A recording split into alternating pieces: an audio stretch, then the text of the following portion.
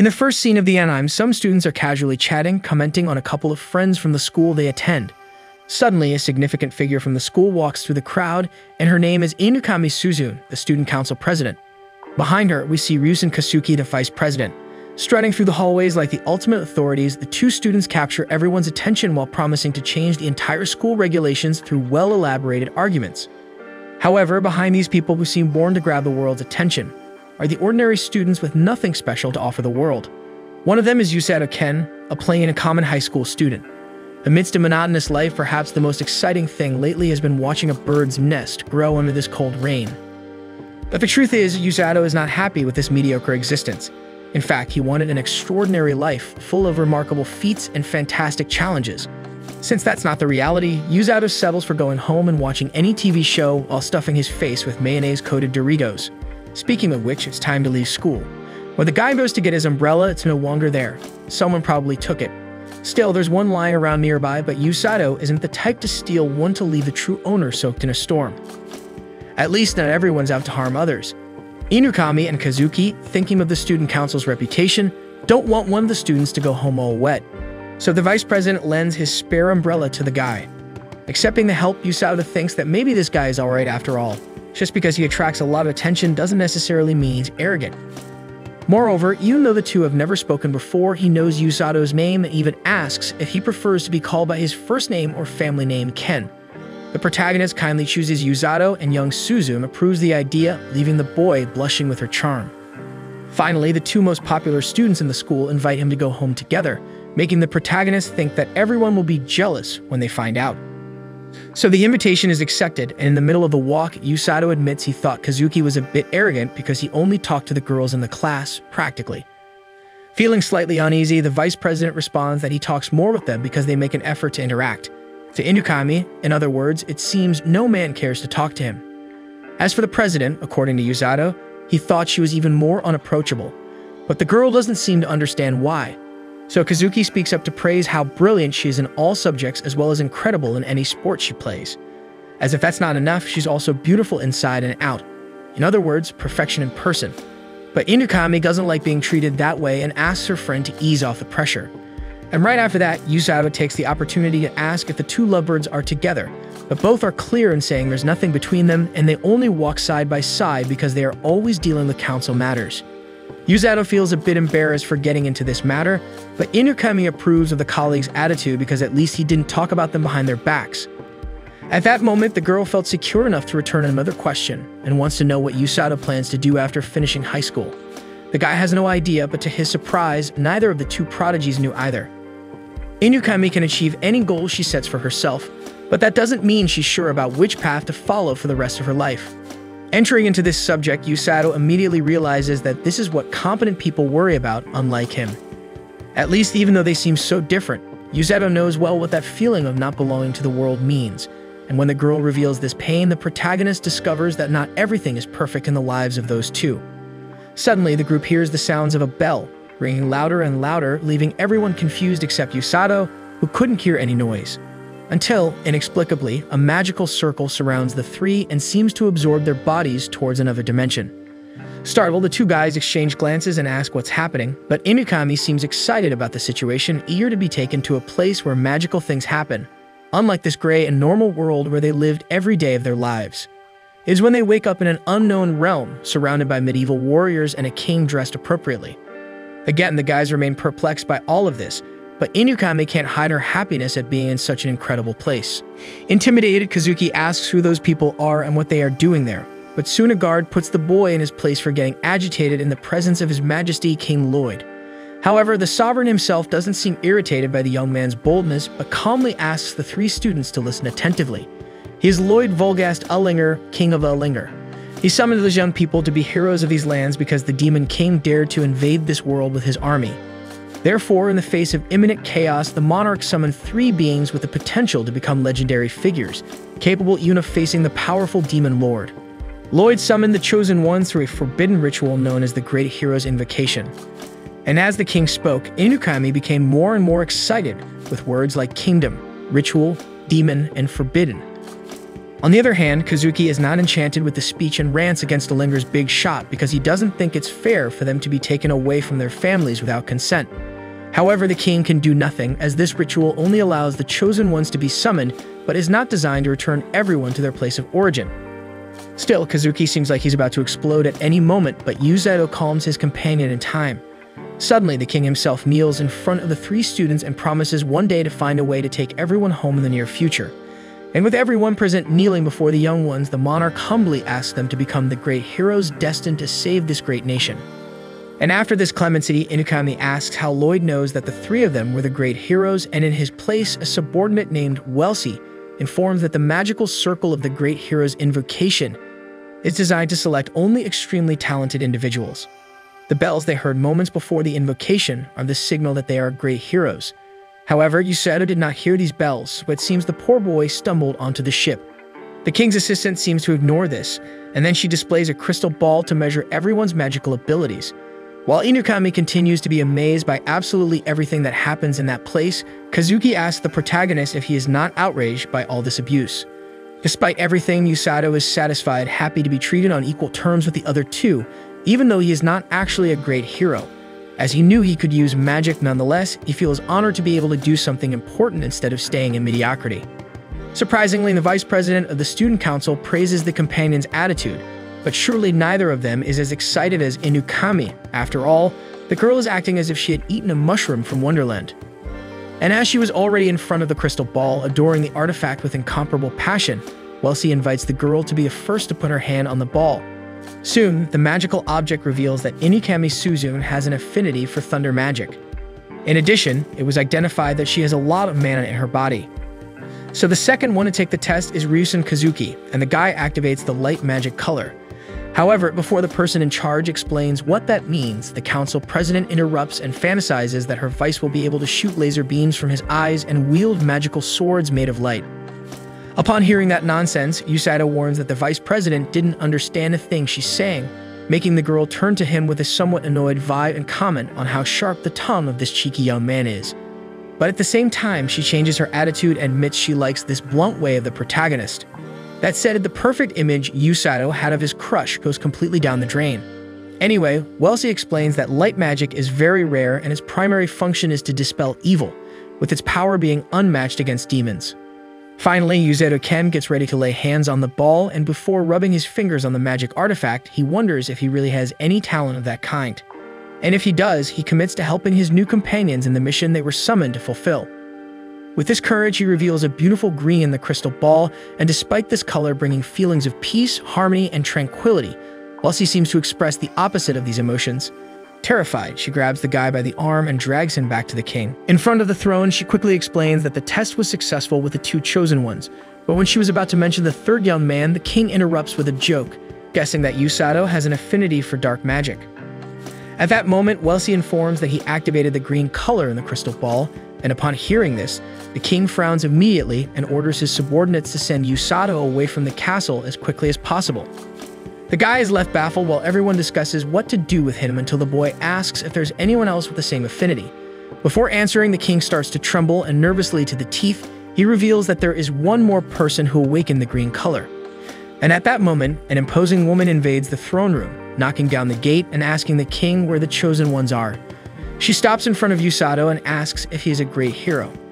The king tries to downplay the situation, saying that this kid is just an ordinary person they brought by mistake, but the woman seems to smell the green from afar. She introduces herself to Yusato as Rose, captain of the kingdom's rescue team.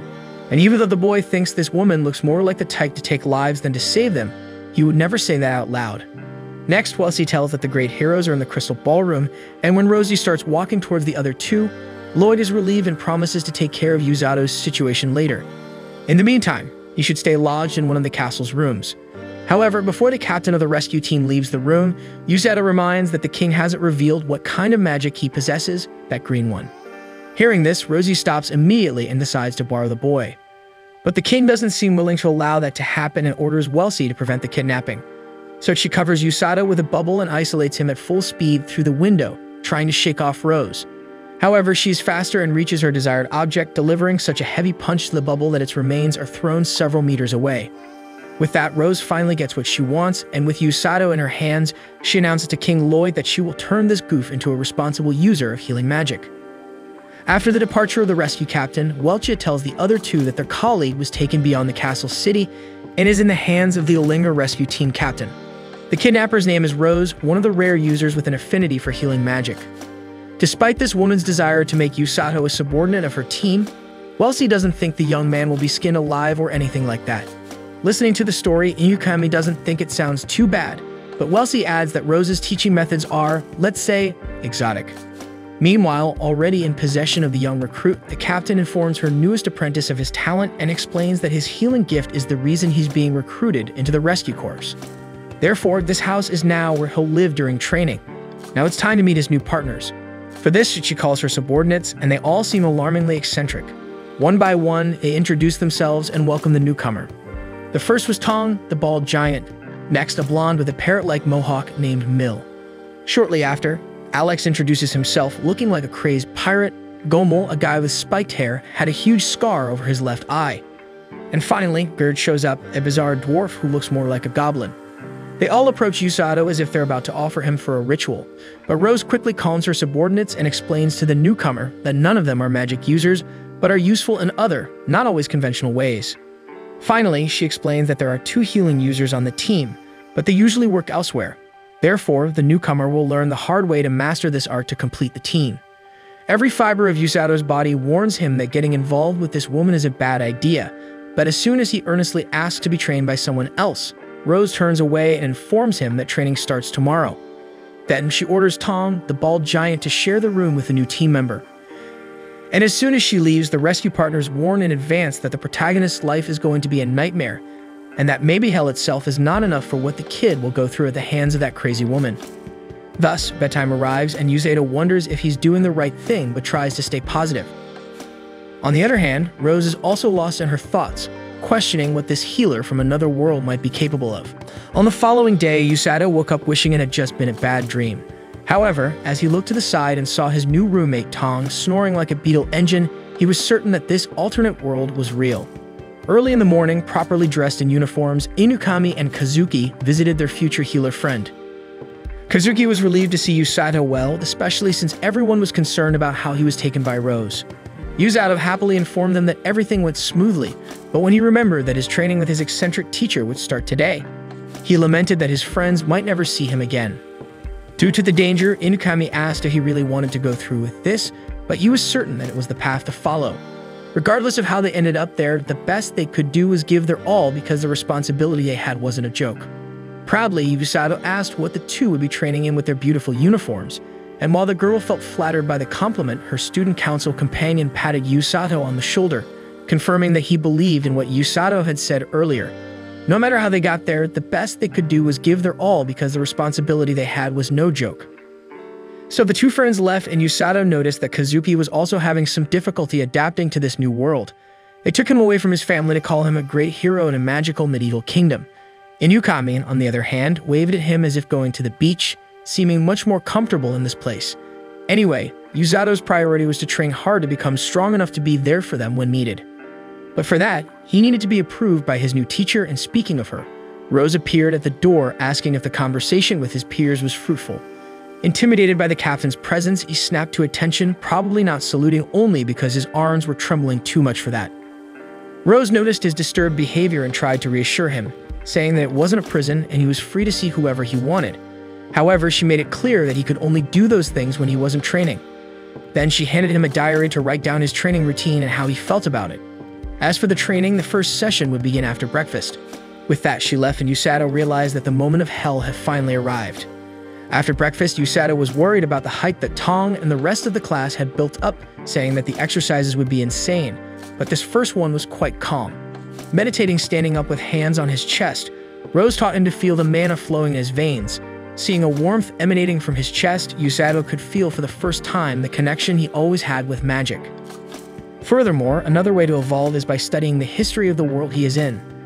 Although Yusato thought he couldn't read that foreign language, Rose showed that summoned heroes are gifted with a translation magic as soon as they step into this territory. The teacher explained that the kingdom of Linger and the demon country are neighbors, making them the main targets due to their proximity. The book he just opened contains information about the different realms in the region, races, and social politics. Up to that moment, the guy was sure he would do well if the training was only like this. However, the very next day, he started working on that cricket chassis, running up the hill in a hurry. His muscles begged for mercy, and the boy fell flat on the ground. Rose didn't ease up and asked who told him to stop. When Yusato begged for mercy since his two knees were already gone, the teacher slapped his joints, making him roll in pain on the ground. However, like a child suffering just because he thinks he's suffering, he stops to feel his muscles and sees that this healing thing is for real. But with the little shoe the boy put on, Rose tells him to get back to work, and he continues his run with the certainty that he'll die at the hands of that woman. As he distances himself, she encourages him to run until he dies since she can revive him to keep running. On the fourth day of training, Yusato started running with his companions, and everyone left him in the dust from the short-legged to the chubby ones. Rose continued to make fun, saying she's keeping an eye on the snail with a lap behind. Yusato listened quietly but always saved the insults to pour them all into his diary. On the fifth day, he ran until the sun went down and sparks of his mana began to emanate from his body. On the sixth day, he ran in the rain and Rose warned that his speed was dropping.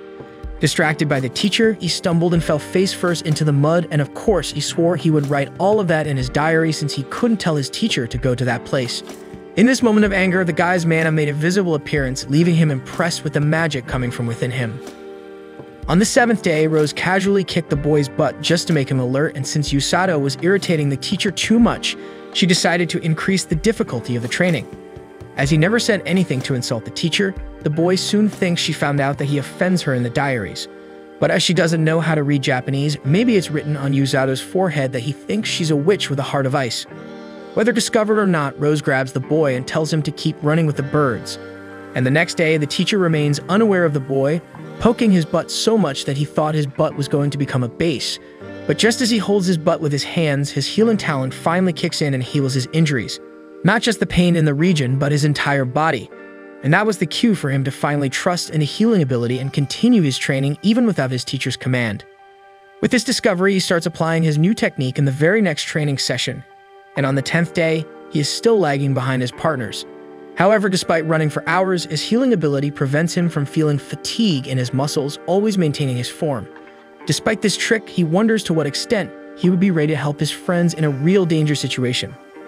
Immersed in his reflections, he tries not to show his worried expression as he passes by the teacher. Still, she instructs him to do 30 more laps with an accelerated pace. On the 11th day, Yusato was already at push-up number 828 when Rose decides to reveal the reason he has been focused on physical exercises from the beginning. It's for him to be able to escape from the enemy as quickly as possible on the battlefield and to have the stamina to save his injured allies. The faster he can run, the faster a life will be saved in war. At the end of the training, Yusato realized that he didn't get scolded at all that day, but instead of being relieved, it left him with a nagging feeling. So the sun rises once again. After running until the afternoon, Yusato does push-ups until nightfall, making him feel lighter.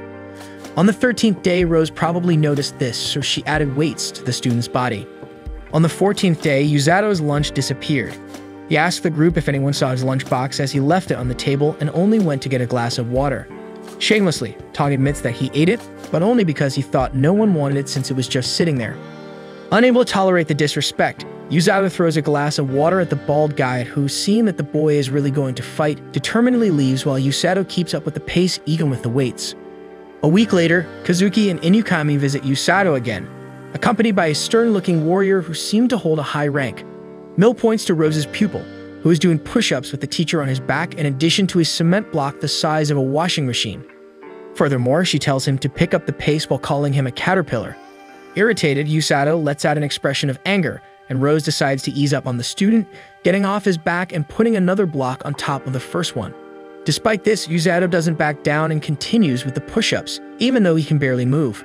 Rose sees the scene and acknowledges that she will probably be able to mold the kid into what she wants sooner than she thought. The boy's two friends are amazed at his capabilities, and Inukami checks out the guy's muscles. However, not everyone is satisfied with the rescue team captain's training method, so the gentleman grabs her by the collar and tells her to stop this whole circus unless she wants to ruin a Linger prodigy. Despite the man's aggressiveness, Rosie calmly asks the old Sigilis to let her go. She recognizes that he has authority with the sword comrades and all, but she's the one in charge there. Additionally, Rose intends to turn Yusato into her right-hand man, so it's ideal for him to undergo the most rigorous training. Yusato is surprised by this information, and Rose continues to praise the student's winning attitude, noting that he hates losing and never gives up. Besides, Yusato is a man who can certainly survive her training. Finally, she tells the student to rest and chat with his visitors, and Siglis leaves Suzune and Kasuki in charge of Princess Celia. With the students out of the way, Siglis continues the scolding, saying he received orders to put Rose back in the army, but he can't accept her transfer. In any case, the master clarifies that she couldn't accept it since her right eye is unusable. Meanwhile, the young heroes gather, and Kazuki explains that Siglis is the commander of Linger and the kingdom's strongest knight. It's this soldier who was training him and Inukami to handle a sword. Yusato is impressed by the wave the guys are catching, and then he asks who that young lady behind them is. She introduces herself as Celia Vulgus Linger, and upon hearing that surname, Yusato tries to rewind the way he addressed her, but the princess is just like anyone else and prefers to be treated simply. Moreover, she even brought a pie for the guys, proving that blue-blooded nobility can also be humble. During the snack, Kazuki asks Yusato if he trains at that intensity every day. He replies that not really, as today was much less intense, for example. Then he asks how the other two train, and Kazuki says their training is tough too, but Siglis and Welsi value the health and well-being of the students. Yusato likes that line of thinking, but unfortunately doesn't have access to it since Rose, according to him, is a troglodyte. Thus, he reaches out to grab another piece of pie, and upon seeing his friend's ripped triceps, Inukami decides to lift the boy's shirt to rub against that washboard's stomach. However, Kazuki interrupts in time and comments that Yusato must be suffering a lot, but the healer opens up, confessing that he thought a lot about running away but ended up convincing himself that he is evolving satisfactorily, even though his teacher is problematic. Additionally, he is getting along with the rescue team guys, so life isn't so bad. After all, he feels that one day his friends will become combat heroes and he will be in the rear, ready to ensure that no one gets hurt. After this brave speech, the repentant dog finally returns carrying a lunchbox for Yusato. However, the boy doesn't like Tong's attitude, acting as if he's doing him a favor even after stealing his lunch. In turn, the big guy also finds the returning companion strange, and the two solve the problem in the most peaceful way possible. And with everything at peace, Inukami and Kazuki decide to return to their lives in the castle. But before leaving, the girl reflects on why the three of them were summoned together to this world, and even though she is not clear on why this is happening, she is certain that everyone will do their best for the kingdom of Linger. Later, Yusato is relaxing in the bathtub, reflecting on how happy he was with the visit of his two friends, despite Inukami's somewhat intimidating demeanor. Nevertheless, she is right. His body has changed, he's faster, stronger, and his muscles regenerate even with this absurd training. As he vividly recalls, Rose taught that physical conditioning would be the salvation of wounded fighters, and their lives depend on it. Due to all this pressure, Yusato is unsure if he can bear the responsibility. After all, he may have strength and muscles, but the mind needs to develop at the same pace as war demands that maturity. Thus, another day dawns, and early in the morning, Rose throws Yusato's stuff on him and informs that they need to leave. The companions are excited about the journey, even though the young man himself doesn't know what's going on. At the kingdom gates, Rose intimidates the young Thomas with her desire to show the outside world to her pupil. Without hesitation, the guard fulfills the woman's wish and opens the gates. Thus, she takes her apprentice to a forest known as Linger's Darkness, famous for being full of monsters. Yusato's mission is not to return until he has hunted a grand grizzly. Desperate, Yusato argues that a blue grizzly becomes a grand grizzly after living for 100 years, and the book he read says that the blue is already quite dangerous. Still, even though he has gone through all this training without touching a weapon, Rose trusts her apprentice's talent to fight as much as to fly, so she throws her pupil into the infinite and beyond. As text falls from an endless height, Yusato could already see his face in the headlines about how Captain Rose of the Linger rescue team threw a subordinate into the atmosphere. But the young man refuses to die and uses his healing ability to absorb the impact of the fall as soon as he reaches the ground. The weight was so absurd that a small crater opened in the ground where he fell. Then he sighs in relief and thanks the heavens for surviving it. Afterward, he stands up and remembers that he can only return after doing what Rose said, but speaking of which, the image of a grand grizzly comes to his mind, making the boy shudder. However, he shakes his head and composes himself, trying to convince himself that he can handle any 2-meter-tall bear, having survived hell already. But at that exact moment, the bear itself emerges from behind the boy, and he reacts in the exact way a normal person would, then runs desperately into the forest.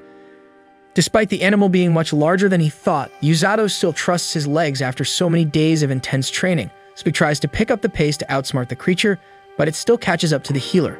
This makes Yusato rethink his strategy, and remembering how he suffered at the hands of Captain Rose, he is now certain that this little bear is nothing compared to facing Rose during all these days. With that in mind, Yusato Ken decides to break and confront the animal, challenging it to a one-on-one. However, two more blue grizzly have just arrived and started chasing the boy as well. This was the final warning the protagonist needed to really get out of there as fast as possible, and during his escape, he jumps into a massive waterfall to get rid of the pursuers. The bears are left behind and watch for a moment to see if they can spot their prey, but after a few seconds of frustration, they decide to leave. Meanwhile, Yusato is returning to the shore after sinking deep due to the height of the fall. In the late afternoon, he rests while his clothes dry and he reviews his equipment, emergency rations, a canteen, and a knife. As he gets nothing to light a fire, Yusato thinks about how his teacher must be a monster to leave him without this equipment. As night falls, Yusato decides to come up with a better strategy to hunt the bear, even without the certainty that he can really do it. Soon, he marks a tree to note the first day surviving in the forest and prepares to sleep. Hours later, the sun is back, so Yusato marks the tree again and puts his new plan into action. The first step is to find out where the enemy lives. After ruling out some places, he arrives in a forest with scratch marks everywhere. Realizing this, he sees a bush behind him starting to shake, so Yusato prepares his knife for the worst. However, it was just a small, injured rabbit hiding in the bush. As it comes out of hiding and exposes its injury to the healer, he heals the little creature's leg and continues his hunt for the grand grizzly, with the rabbit deciding to follow its healer. Worried about what could happen to the little one, Yusato tries to scare it away, as chasing a giant bear is not the safest activity for a rabbit. Despite his efforts, Yusato can't shoo it away, but soon discovers that the rabbit seems to respond to what he says, so he tries to find out through the bunny where the grand grizzly is. Then, following his new friend, he discovers the bear's den and realizes they are a family, recalling from a book that grizzlies usually roam in groups. The next day, another mark is made on the tree, and Yusato decides to drink untreated water since he was really thirsty and had no other choice by this point. In the meantime, the rabbit appears again near the boy, and as they are forming a friendship, Yusato takes the little one to observe the bears again. Returning to the den, he sees no change in the location since yesterday, and he even starts to feel sympathy for the blue grizzly. This feeling, combined with the fact that he made friends with the rabbit, makes Yusato realize that he's happy despite everything. But not everything is rosy, and as another day passes, the guy has a huge stomachache from drinking untreated water, and even his healing can't completely stop the pain. However, at that moment, his friend appears again and takes the human buddy to a clean water source, and Yusato feels very grateful. Despite this, the rabbit becomes tense for some reason and climbs a tree to protect itself, as it didn't show this much fear even for the grand grizzly. Yusato tries to imagine what kind of creature could evoke such fear in a little animal. Then a giant snake appears crawling through the forest, and Yusato almost loses his breath, trying to hold his breath as the monster passes by. Later, 4 days had passed since he met this snake, and Yusato still had mustered the courage to face the grand grizzly. On the contrary, the more he observed the bear family, the warmer his heart felt. However, he could only return after completing his goal, so something needed to be done. For this reason, he decides to prepare to defeat the grizzly the next day. But when the time comes, the rabbit does everything to prevent the healer from going on the hunt. Yusato understands that the rabbit only wants to leave after the rain, so he agrees to wait until it passes. Sometime later, the sun clears up again and Yusato goes for the battle, this time making it clear that he doesn't want to hear the rabbit convincing him not to do it since he needs to complete this mission to go home. Therefore, he goes to the bear's dwelling, but as soon as he arrives, he sees all of them lying on the ground lifeless, and Yusato knows that Rose will end him for letting his prey be killed by another aggressor. Examining the injuries of the grizzly family, the healer suspects that the giant snake caused it, and for fun, moreover, as it did meet the prey. During this analysis, the surviving grizzly cub emerges from the hiding place where it was sleeping, and its relatives lie lifeless before its eyes. Yusato's blood boils at this horrific scene, and aware that he cannot let all his efforts so far be in vain, he decides to avenge the bears. Meanwhile, the healer's friends are searching for him, and upon arriving at the boy's house, Tong explains that he left for training in a forest 10 days ago and has not returned. Inukami and Kazuki think this training is a bit excessive, but all the guys in the house can say is to ask them to wait for Rose to arrive, considering that she calls the shots around there. On the way back home, Inukami comments that the vice of the council gets very worked up when it comes to Yusato. Kazuki asks if she's not worried about this situation, but the girl believes strongly in Yusato's abilities in addition to having faith that the decisions made by Mistress Rose are always seeking the best for her pupil. This conversation affects the young man a bit, but he acknowledges to himself that he also believes in his friend's strength. Meanwhile, Yusato is preparing for a deadly duel against the venomous creature. He eats, sharpens a combat spear made of wood, and stretches his body to achieve his best form. Having done this, he asks the rabbit to guide him to the enemy. Upon arriving, the little rabbit must flee to avoid getting involved in the problem. After a long journey, they finally reach the monster, which is about to devour the last member of the grizzly family.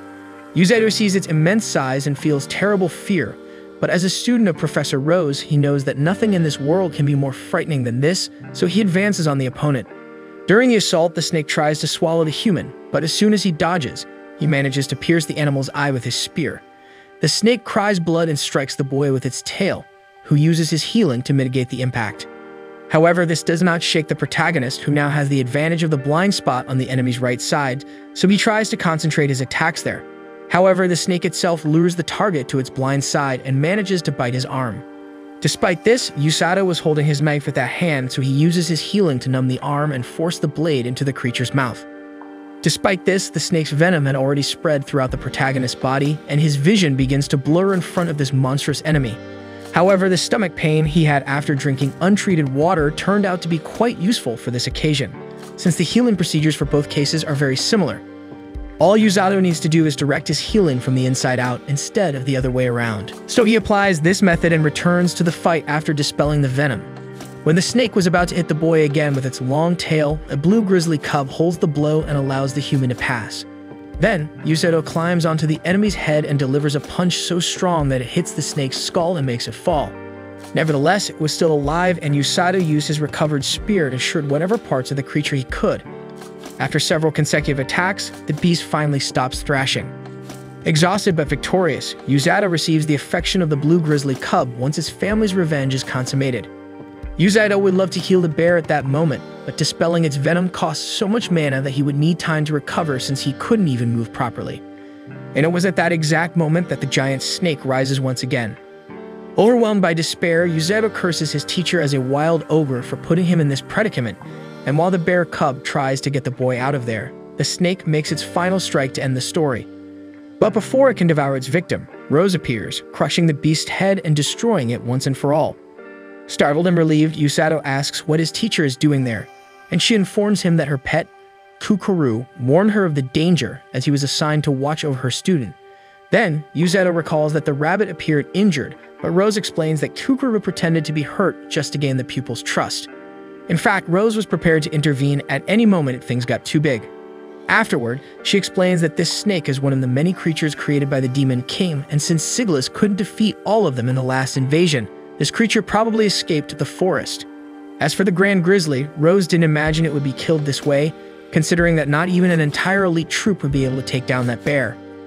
Knowing this, Yusato asks how the heck the teacher thought he could face something like that, and she confesses that she didn't expect him to win the battle, but just to gain experience facing a creature much stronger than him. Moreover, Yusato's mission became quite interesting, so curious, Rose let things unfold.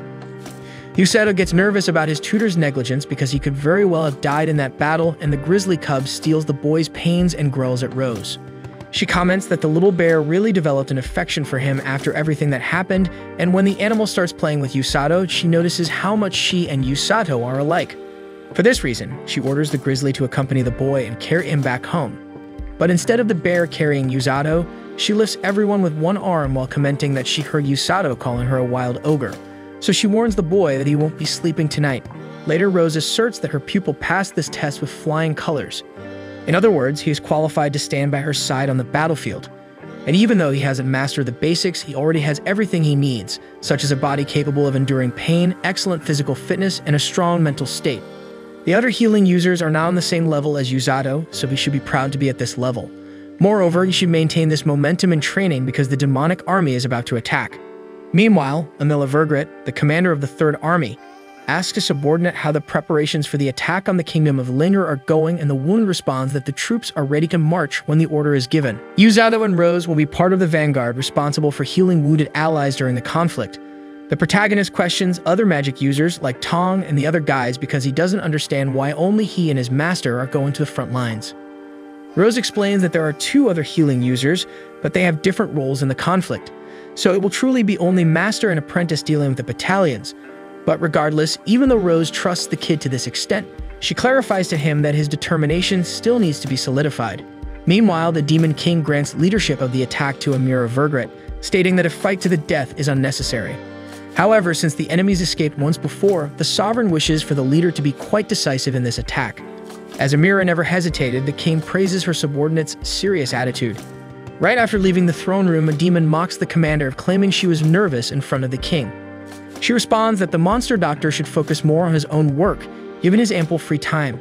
However, he doesn't like being called by that nickname, as he proudly goes by the beautiful name of Hiriluk, according to himself. Nevertheless, he asserts that his work is going well, having just invented a new demon-created monster prototype, and immediately calls the commander to take a look.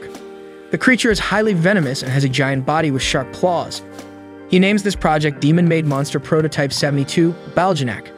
Despite Hiriluk's excitement, Amira reminds him that the 71st prototype had the same name and disappeared during the last attack on Linger.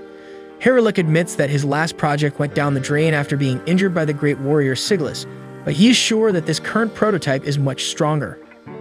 Amira hopes so, as this time they will face bigger problems than in the last attack, considering that Linger will have the kidnappers, a tactical force focused on carrying the wounded to the rear before the enemy notices, minimizing casualties in battle.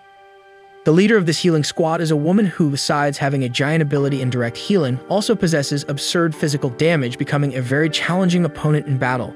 Since this healer has a personal issue with the Demon King, Amira intends to kill her with her own hands. But as she will be in command, Amira won't be able to be present on the front lines, so she will have the immortal Dark Mage, the Black Knight, for that. The next day, Yusato wakes up feeling nostalgic, getting amused by Tong's familiar snoring. He gets up early and picks some fruits for his new pet bear. Behind him is the rabbit that tricked Yusato, Kukuru, and the protagonist makes a point of rubbing it in the small animal's face. However, as soon as he sees that cute puss in boots-like face, Yusato melts for a while before regaining his composure. At that moment, Rose arrives when she hears him calling the bear Blurin and asks if that's the new friend's name. Yusato replies that he took advantage of his species being blue grizzly and combined those two words, seeming very proud of the name he came up with.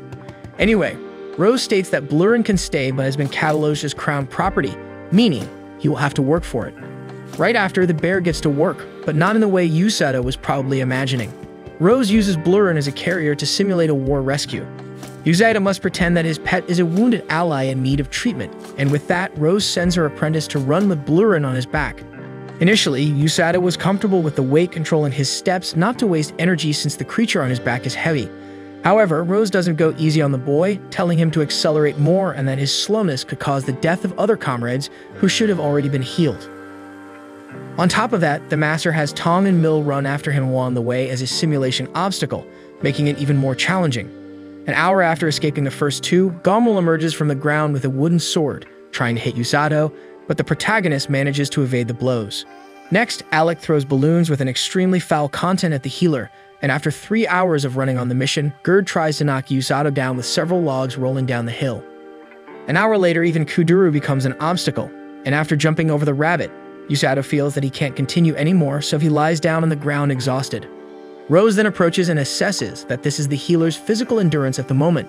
She teaches that humans tend to feel fatigued due to nervousness, fear, or impatience, and that's why Yusato quickly loses strength. Therefore, she restores the student's mana and advises him to strengthen his mind so as not to be left hanging due to a lack of mana in a war situation. Then she instructs Yusato to run around the castle and the city again, this time with Blurin on his back. Soon he resumes his training with his friend, and the population seems very intrigued by the blue bear as it is an uncommon and much feared species among forest adventurers. Until Blurin becomes enchanted with a market that sells those fruits he loved so much in the morning. Unfortunately, Yusato had no money to buy one for his pet, but he asks the name of the food to find some later.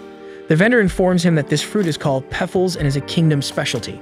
Next, Yusato asks why everyone is okay with him carrying such a beast on his back, and the lady replies that the outfit he's wearing is a uniform that identifies him as a member of the rescue team, so the entire population is already aware of it. Compared to the ugliness of the rest of the team, Yusato even becomes a relief for the eyes. With that, Yusato says goodbye, and the old lady gives a Peffles to the bear as a symbol of friendship. The duo is very grateful and leaves, and soon after, a little girl named Amako arrives, asking if that guy is from the rescue team. The lady confirms it, asking the reason for the girl's curiosity, but she replies that it's nothing. Yusato and Blurin continue their training until the boy decided to visit his friends, since he was close to them. However, he wasn't sure if he could enter the castle carrying a huge blue bear, so he kept running, just in anticipation. In the meantime, a man spotted the duo and tried to catch up with them in the race. However, Yusato was too fast and left the young man eating dust until he fell to the ground, the sound catching the protagonist's attention. With that, Yusato healed the boy's wounds, who informed that his name was Orga Fleur, one of the healers from the kingdom's rescue team. He had been brought along with the other great heroes and had been training relentlessly since then to develop his abilities. Speaking of which, Orga was impressed by Yusato's ability to tank Rose's training, something impossible for him and his younger sister. This sister, who was 5 years younger than Orga, ran a clinic in the city to treat the sick population. However, Yusato found it strange that a simple injury would pose a problem for this healer at that moment. Orga understood Yusato's perspective, but explained that his real talent was healing others, not himself. That's why there are different roles for the healers in the rescue team. Each member has a different talent and should be placed in the role that best suits them. He then explained that he and his sister had always been responsible for the rear guard in times of conflict, while Tong and the rest of the guys had the mission of carrying the wounded to the doctors. However, despite working away from the front lines, one day Rose invited Orga to join her on the front lines. At that moment, Yusato questioned if he would be able to handle it, but Orga replied that it was an extremely exhausting, dangerous, and important job, crucial for the fate of all the fighters and nations involved in the conflict. Therefore, it was logical that Rose would only entrust this frontline function to someone she fully trusted.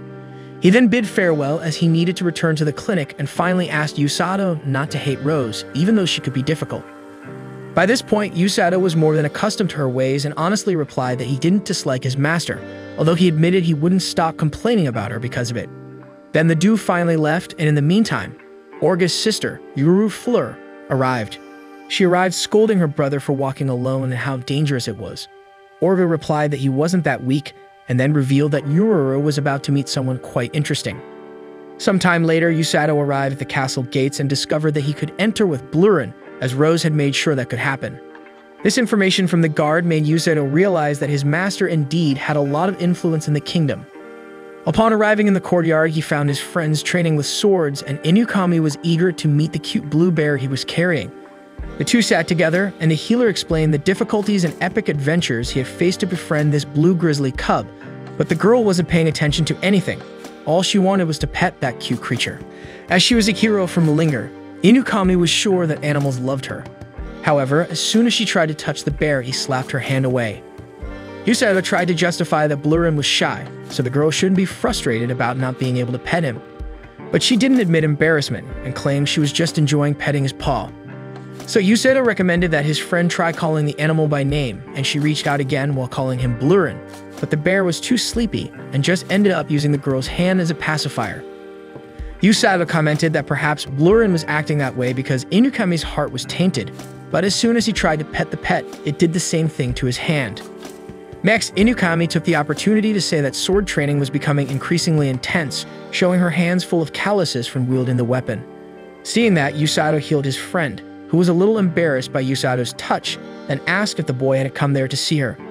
He replied yes, and also to talk to Kazuki. The girl was slightly frustrated that her friend didn't understand the nature of the question, but said that anyway, Kazuki was far from the kingdom because he was on a mission with Siglis and the others to gain combat experience. And in these trainings, tensions tend to be high, as the enemy army is close to attacking at any moment.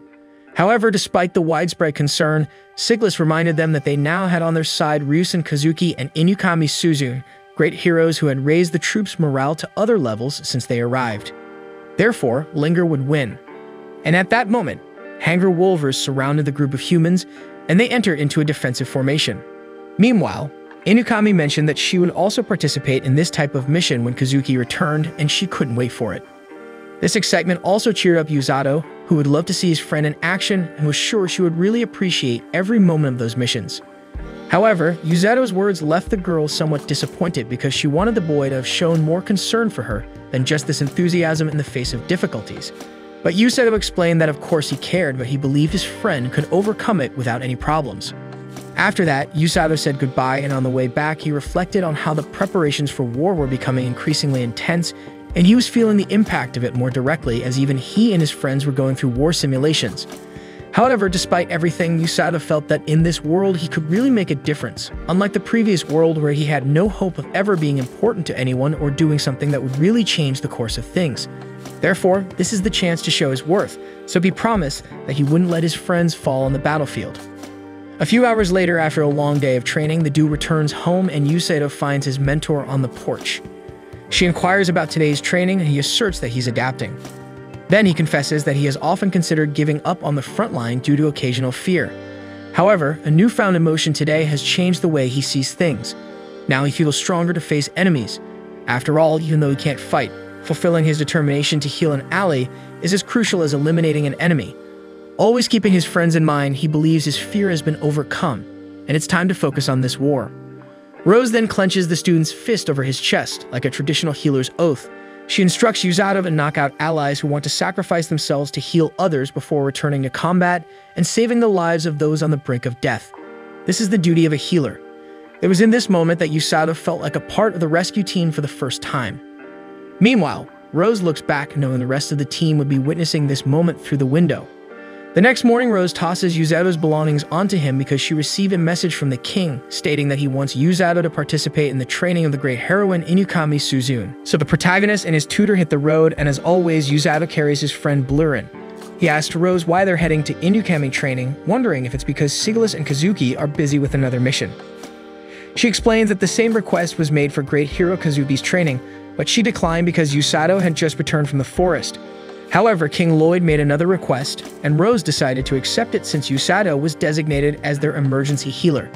Initially, the healer must fulfill his role for 3 days and 3 nights. Upon arrival, Inukami is happy with the arrival of her friend and his beloved blue bear, thinking that Usato brought Blurin to bring them closer.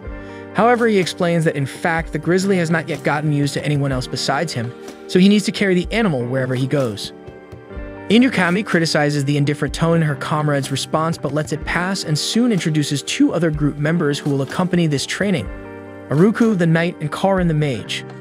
The newest members greet the healer and Usato asks the knight if they've met somewhere before. Aruku responds that he occasionally works as a castle gate guard, prompting Usato to remember instantly. But before departure, Rose draws the attention of great heroine Suzune and warns that Usato's healing magic is not omnipotent. While poisons and injuries can be healed, it's not possible to heal a dead combatant. Therefore, Inukami shouldn't overestimate the healing power and should do her best to avoid life or death situations. But since she trained with Sigilis, Rose assumes that the girl will handle most cases well. Thus, Inukami Suzune nods in agreement to the healing teacher's advice. Later, Rose turns to her pupil and asserts that she has nothing to say to him. He doesn't quite understand and asks why she said that, so Rose approaches the boy with her challenging pose and asks if he needs any advice, but Usato just smiles and says he doesn't need any. Inside, he knew he'd just get scolded as always. After Rose's departure, Inukami comments that she is very strong. Usato asks what she meant by that, but the girl dodges the question and walks away. Meanwhile, Kazuki is back from his last mission and continues practicing with his wooden sword. Princess Celia sees this and becomes worried about the knight as he should be recovering from such intense combat simulation. However, the young man explains that he had a whole night of rest and is doing fine. So the girl feels embarrassed and leaves, telling him to take care of himself. Back with Usato's group, Inukami is telling him that Kazuki returned exhausted from the battle because he defeated many monsters in the plains near a forest called Darkness of Ellinger, and that's where they're heading now. Upon hearing the place's name, Usato looks at his bear and remembers when Blurin lost his entire family there, wondering if he would still feel nostalgic stepping into that forest again. And speaking of the bear, Inukami takes advantage of him sleeping and tries to pet the defenseless animal, but Usato stops her, slapping her hand each time. She asks why he's doing that, and Usato returns the same question, wondering why the girl suddenly decided to act crazy. But soon after, Blurin wakes up and Usato is relieved that the bear can walk on his own feet, although he's quite wobbly. Therefore, Inukami sees a great opportunity to offer her back to the creature, and even though Usato doesn't think it's a good idea, the lazy grizzly doesn't hesitate to climb onto the great heroine's back. She feels his fluffy body and his comfortable warmth, but carrying that immense weight is another story, and that's exactly what causes Inukami to collapse with Blurin on top of her. After that, Usato had to use his first healing magic even before any combat, and speaking of fighting, Mage Karin identifies several creatures a little ahead. Aruku takes the lead and warns everyone to be alert, and the knight's loud voice makes the bandits realize they've been discovered. Their intention was to ambush the kingdom's group after surrounding them, but the plan fails and they decide to show up. Seeing those Royal Knight uniforms, the thieves eye the Usato team greedily, demanding they hand over everything of value since they outnumber them. Despite the threatening situation, Inukami seems excited to see real bandits for the first time, and shortly after, Blurin shows up, making the assailants lose their bravado instantly because blue grizzlies are known as fierce and powerful beasts. However, the wrongdoers take a closer look and realize it's just a cub, so they decide to capture the animal and sell its hide. That's the last straw for Inukami, who unleashes a lightning bolt on one of the enemies, rendering him unconscious. Usato praises the skill the girl has learned and tells her to go all out against the bandits because in the worst-case scenario, he'll be there to heal anyone who gets hurt. But it's the thieves who strike first, taking advantage of the distraction to advance together, only for the great heroine to knock them all down with the same shock ability, leaving only the faction leader standing, who is controlled by Aruku. However, the problems continue when Korn identifies another hostile signal approaching rapidly, and its enraged fall boars charging towards them. Aruku wonders how this is possible since this type of creature usually lives much deeper in the forest.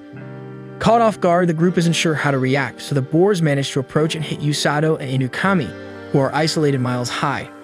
Usato uses his healing power to prevent the worst during the fall, but the situation gets even worse when the two land in a rushing river. The girl is conscious but quite weakened, so Usato tries to deal with the situation while holding his friend so she doesn't drown. Looking around, he realizes this is the same place where he jumped when he was fleeing from the Grizzlies' family, so he remembers that there was another waterfall ahead. For this reason, he tells Inukami to hold her breath because the fall is going to be big. Shortly after, it's time for the girl to return the favor and carry Usato to the shore because the falls seem to have injured the healer. Despite this, he reveals that he was just resting on her shoulder after the fall, so the knight throws him back to the ground. Then he heals the wounds on his partner's face. Looking around, he's surprised to find himself back in the same place where his master sent him on his first mission. He warns Inukami that there are much stronger creatures around than those wild boars. Analyzing their supplies, Usato laments that they don't have enough food for even a single day. The girl is worried about the danger of the forest and suggests leaving the area. However, Usato points out that the sky is darkening and it's better to find shelter right there because going into the woods again can be very risky in these conditions. So he suggests they do the same thing he did last time, which was to sleep high up in a tree. Inukami mentions that she would love to, but she has never been allowed to climb a tree, so she doesn't know how. Usato wonders if the girl comes from one of those wealthy families that spoil their children. Nevertheless, he finds a cave that could shelter them for the night, so she wouldn't have to risk climbing. Next, they change clothes and Inukami uses a brilliant strategy to electrocute the water, killing the fish and making them float to the surface. With dinner secured, all they need to do is light a fire and fry everything. And that's not a problem for the electrical powers of the great heroine. She sets fire to the wood and Usato is moved to tears witnessing all these miracles. Soon they are skewering the fish over the fire and Usato is shirtless facing the flames. Inukami occasionally glances at the healer's well-built physique but tries to disguise it as much as possible. At that moment, she sees some red eyes in the darkness, but they turn out to be venom monkeys in their natural habitat. Usato knows the name of these animals because he read about them in a book once, and despite not being violent, he warns Inukami not to touch the monkeys as they are poisonous. Instead, she insists on approaching one of the creatures, saying that her heart would be poisoned if she didn't pet one of these cuties. The problem is that the rest of her body gets poisoned when the monkey bites her finger, causing her to faint and leaving Usato desperate to help. Meanwhile, Kazuki is informed by the king that his friends are missing because they had contact with an unexpected group of monsters and Suzume and Usato were separated from the rest of the group. Lloyd wasn't sure if he should tell Kazuki, but Celia insisted that the king shouldn't hide anything from the great heroes. So the sovereign informs that a rescue team is being prepared and will depart in the morning, but Kazuki thinks it might be too late and rushes to leave ahead.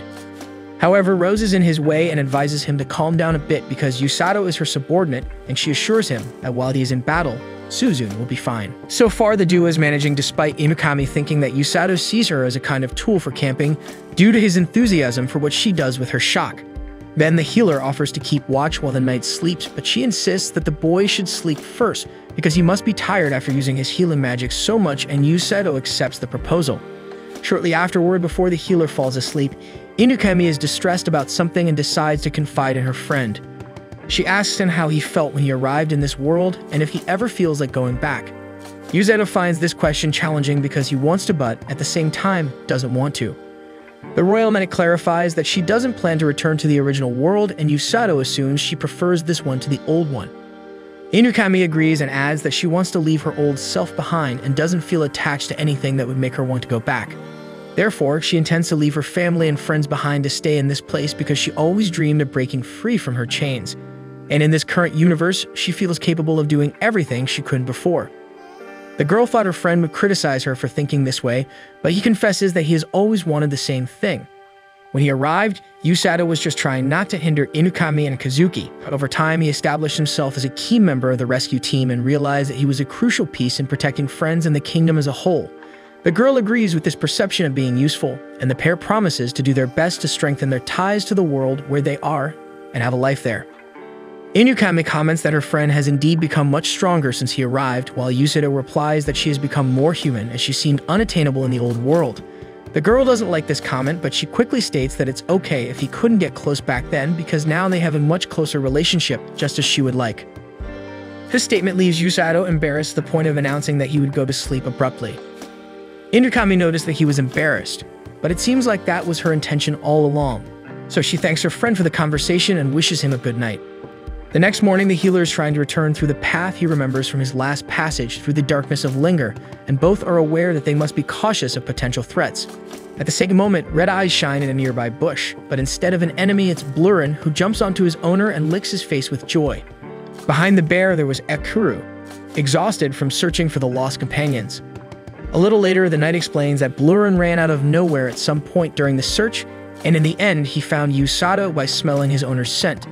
Then, Blurin sniffs his old home, where his family was killed by that giant snake. However, after a brief period of lamentation, the bear turns to Yusato again and stands tall. Inukami interprets that the blue grizzly has decided to spend his life with his new friend Yusato, and with everyone together, the team heads back to the castle. Next week, we'll have more of this anime as soon as the new episode is released, so go ahead and subscribe to the channel, and don't forget to hit the like button below to support this video. See you guys.